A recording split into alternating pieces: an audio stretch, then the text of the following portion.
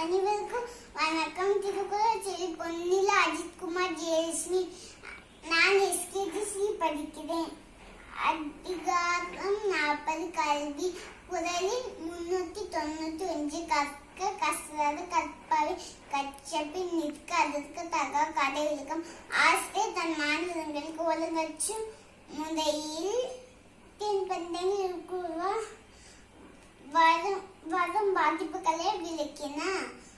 அதை தொடர்ந்து மாணவர்களும் அதனை பின்பற்றி தொடங்கினர்.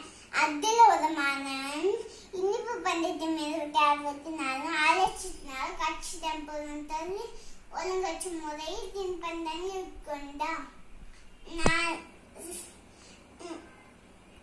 நாளடைவில் சீர்தன இனிப்புகள் மற்றும் குளிர்தன உணவுப் பொருட்கள் சுவைக்கவும் சிரமப்பட்டான்.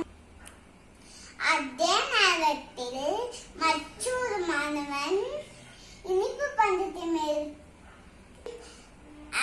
ஆசிரியர் கற்றுக் கொடுத்த வழிமுறை கவனத்தில் கொண்டு மட்டுப்படுத்தப்பட்ட முறையில் தின்பண்டங்களை எடுத்துக்கொண்டான். இதனால் ஆசிரியர் குறிப்பது வாயம் சுத்தம் செய்தான். இதனால் அவனால் தொடர்ந்து இனிப்பு பண்டங்களை சுவைக்க முடிந்தது.